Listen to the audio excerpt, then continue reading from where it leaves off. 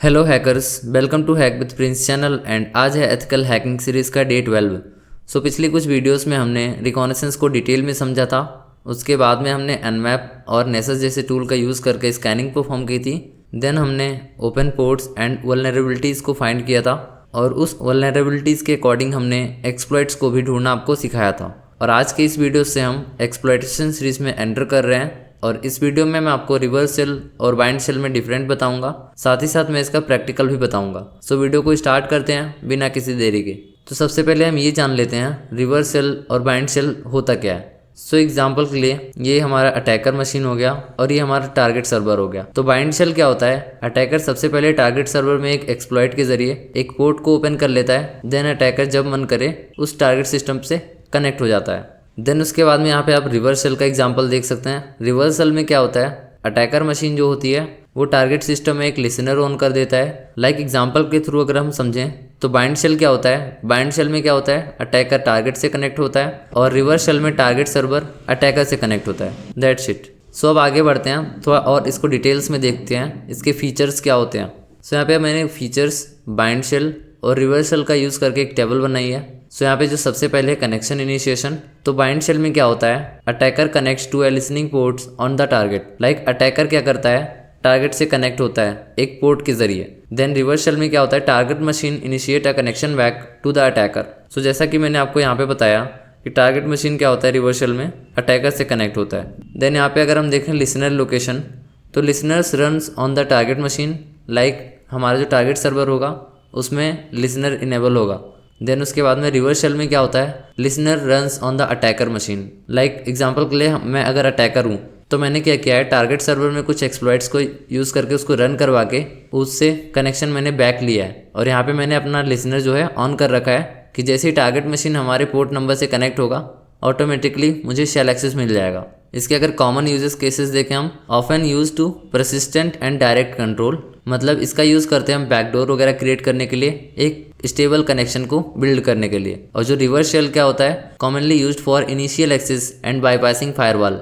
अगर हम bind shell में अगर सर्वर को कोई भी एक्सप्लॉइट या फिर पोर्ट ओपन के लिए कुछ भी एक्सप्लॉइट वगैरह भेजते हैं, अगर उस पर फायरवॉल का रूल वगैरह सेट नहीं है तो फायरवॉल क्या करेगा? इसको ब्लॉक कर देगा। बट अगर हम कैसे भी करके टारगेट में अगर एक्सेस कर पाए, देन उसके बाद में हमने वहाँ से रिवर्स शेल का कोई एक्सप्लॉइट वहाँ पे डाल दिया, तो रिवर्स शेल क्या करेगा? वो डायरेक्ट अटैकर से कनेक्ट होगा। इसमें फायरवॉल का कोई भी रूल काम नहीं करेगा, बिकॉज सिस्टम को लगेगा या फिर फायरवॉल को लगेगा कि ये जो ट्रैफिक है ये हमारे सर्वर से जा रही है। देन यहाँ पे फायरवॉल बाईपास, बाइंड शेल में क्या होता है? More likely to be blocked by firewalls. Bind shell में अगर हम किसी भी टारगेट सर्वर पे कोई भी पेलोड या फिर कोई मलिशियस फाइल भेजते हैं तो वो ब्लॉक्ड हो जाती है। लेकिन अगर हम रिवर्स शेल का यूज़ करते हैं, एग्जांपल के लिए मान लिया कोई भी टारगेट मशीन है, मैंने उसमें कुछ भी फाइल वगैरह डाली है, कुछ कमांड्स डाले हैं कि वो जैसे सिस्टम स्टार्ट होता है वो एक्टिवेट या फिर रन हो जाता है। रिवर्स शेल क्या करेगा? डायरेक्टली वो अटैकर से कनेक्ट होगा, तो इसमें कोई भी फायरवॉल जो है रूल्स काम नहीं करेंगे। देन यहाँ पे आप देख सकते हैं attacker must know the victim's IP addresses. Bind shell में हमें विक्टिम का आईपी एड्रेस जानना बहुत ज़रूरी है। देन अगर हम रिवर्स शेल की बात करें तो attackers does not need to know the victim's IP addresses. लेकिन जो रिवर्स शेल में होता है, अटैकर को आईपी एड्रेस की नीड नहीं होती, वो एक ओपन पोर्ट कर देता है जिससे टारगेट सर्वर कनेक्ट करता है। देन सिक्योरिटी इम्प्लीकेशंस में अगर हम देखें तो बाइंड शेल में क्या होता है? Exposes a port on the target machine making it vulnerable. अगर हम बाइंड शेल का एक्सप्लॉइट कर रहे हैं तो हम सिस्टम में अपने एक पोर्ट ओपन करते हैं, अगर मान लिया वो पब्लिकली एक्सपोज्ड हो गया तो हम वल्नरेबल हो सकते हैं, कोई भी उसे कनेक्ट कर सकता है। लेकिन जो रिवर्स शेल होता है, less exposure since the connection is initiated by the target. मान सकते हैं जो रिवर्स शेल होता है वो सिक्योर होता है, बिकॉज इसमें कनेक्शन जो होता है डायरेक्ट टारगेट के सिस्टम से जाता है। देन अगर हम प्रोटोकॉल्स यूज़ की बात करें तो often use TCP UDP directly on specified ports. अगर हम बाइंड शेल का यूज़ करेंगे तो हमें TCP या फिर UDP प्रोटोकॉल का यूज़ करना होगा। लेकिन अगर रिवर्स शेल की बात करें तो इसमें फ्रीक्वेंटली यूटिलाइजेस HTTP और HTTPS और other common protocols to avoid detection. इसमें जो हम प्रोटोकॉल्स की बात करें तो इसमें क्या होता है? प्रोटोकॉल्स मैक्सिमम यूज़ होता है HTTP और HTTPS होता है। हम आगे बढ़ते हैं।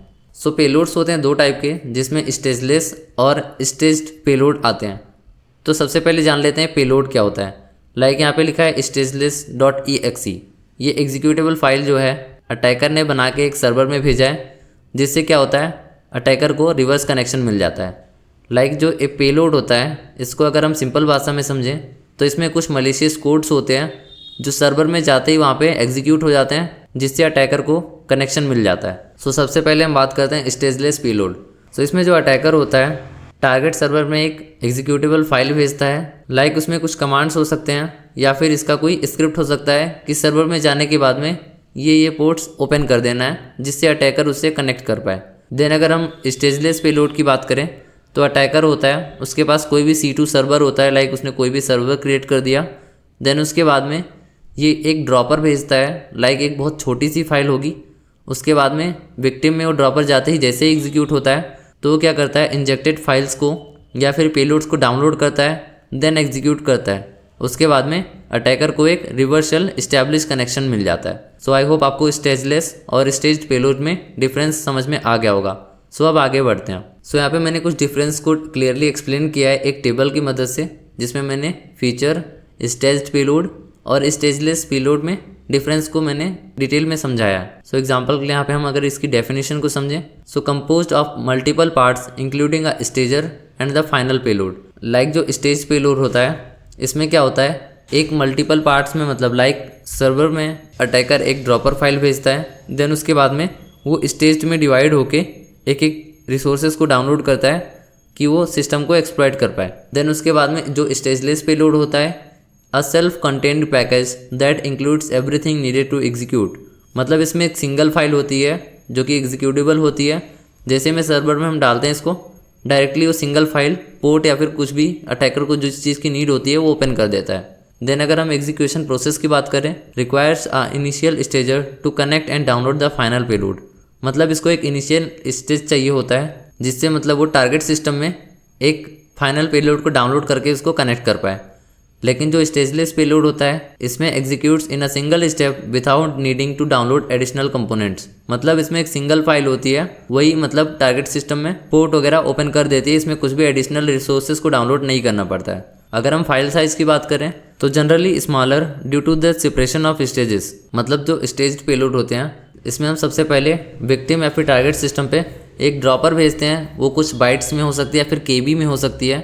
देन उसके बाद में वो एक एक फाइल्स को डाउनलोड करती है, तो ये फाइल साइज़ में बहुत ही छोटा होता है। लेकिन अगर हम स्टेजलेस पेलोड की बात करें, typically larger since it contains all necessary code in one executable file. मतलब ये लार्जर फाइल होता है बिकॉज इसमें सिंगल फाइल में बहुत सारी चीज़ें होती हैं, जिसकी वजह से इसकी साइज़ जो है बड़ी हो जाती है।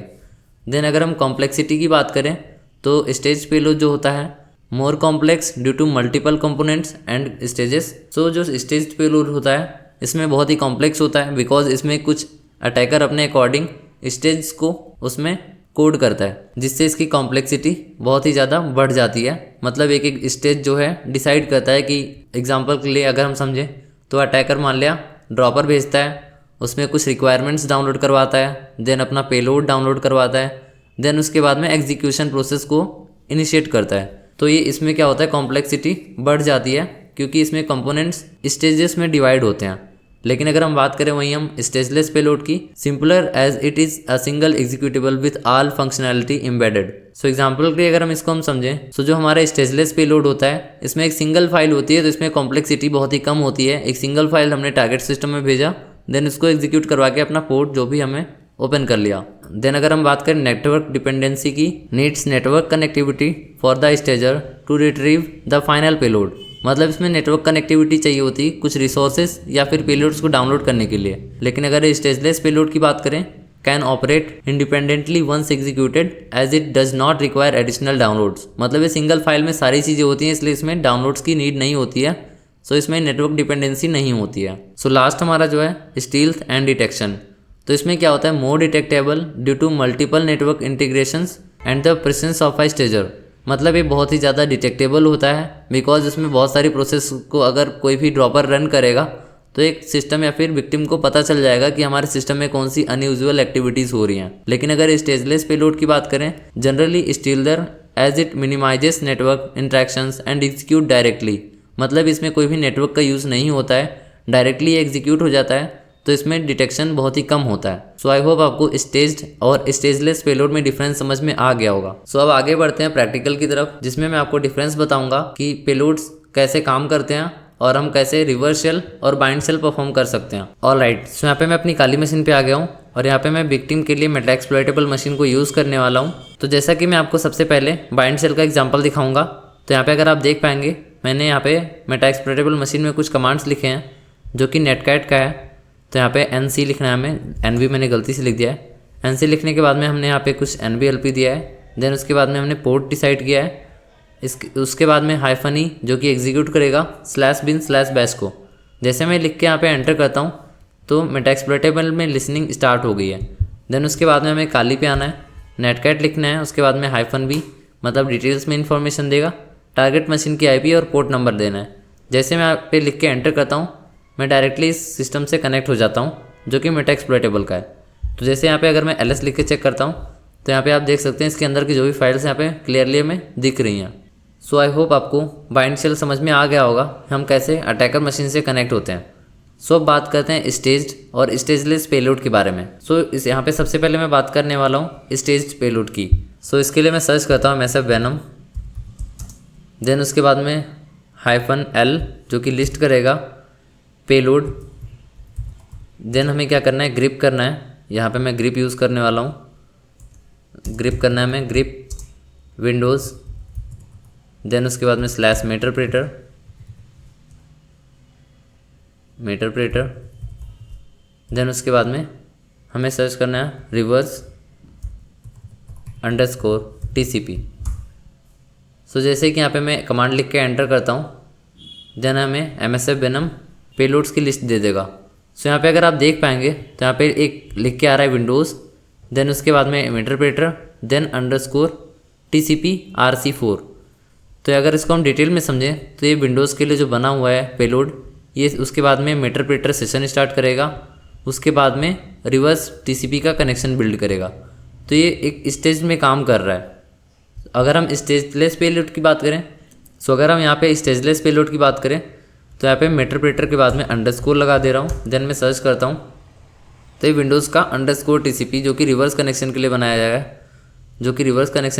गया है, सो यहाँ पे अगर आप देख सकते हैं तो सबसे पहले विंडोज़ के लिए पेलोड है, देन /मेटरप्रेटर जो कि मेटरप्रेटर का है, उसी के साथ ये रिवर्स कनेक्शन लिखा है यानी अंडरस्कोर लिखा है। सो ये क्या है, स्टेजलेस पेलोड है, मतलब ये डायरेक्टली मेटरप्रेटर सेशन हमें दे देगा आर्किटेक्चर सेलेक्ट होने के बाद में।